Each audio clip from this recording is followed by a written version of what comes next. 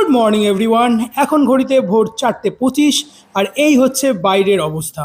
আর ঘুম ঘুম চোখে আমরা রেডি হয়ে গিয়েছি ঝাড়গ্রাম যাওয়ার উদ্দেশ্যে। আর দেরি না করে বেরিয়ে পড়লাম। এই এসে গেছে আমাদের গাড়ি।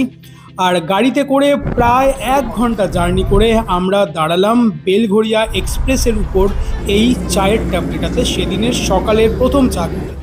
যদিও এটা চা ছিল না, এটা ছিল চিনি গোলা গরম জল। এরপর ডানকুনি পার করে বম্বে রোড ধরে প্রায় 71 কিলোমিটার জার্নি করে আমরা পৌঁছালাম কোলাঘাট। তখন ঘড়িতে প্রায় 7টা। আমরা এলাম অনন্যা রেস্টুরেন্টে। হাতে গোনা গুটি কয়েকজন লোকজন ছাড়া তখন কেউই ছিল না।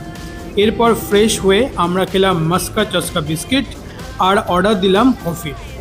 এই এসে গেছে আমাদের কফি। আর সত্যি কথা বলতে দেখতে ভালো লাগলেও খেতে একদমই জঘন্য ছিল। এরপর কিছু স্মৃতি ক্যামেরাবন্দি করে আমরা উঠে পড়লাম গাড়িতে।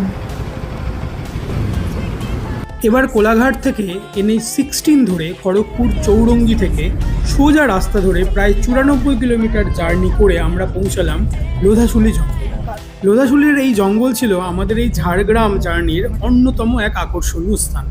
দুদিকে ঘন শাল গাছের জঙ্গল আর মাঝখান দিয়ে এই পিচের রাস্তা। শহুরে কোলাহল থেকে একদম নিস্তব্ধ এই পরিবেশের অনুভূতি ক্যামেরাবন্দি না করে কি থাকা যায়?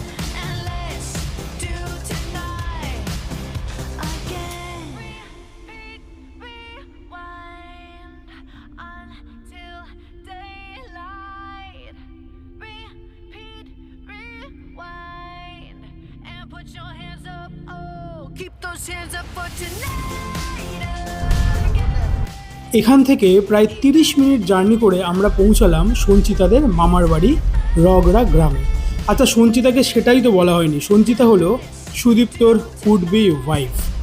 আজকের পর্ব এখানেই শেষ করছি। পরবর্তী এপিসোডে থাকবে অনেক মজা, আড্ডা, খাওয়া দাওয়া আর অনেক অনেক সাসপেন্স। দেখতে থাকুন reel with reality. Jhargram episode 2 আসছে খুবই তাড়াতাড়ি। আজ তাহলে আসি, টাটা।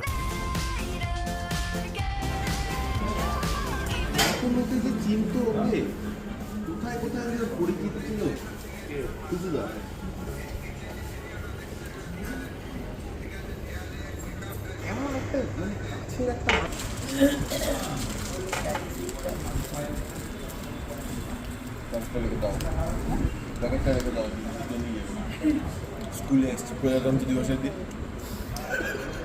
ডিম চিন্তা বিস্কুট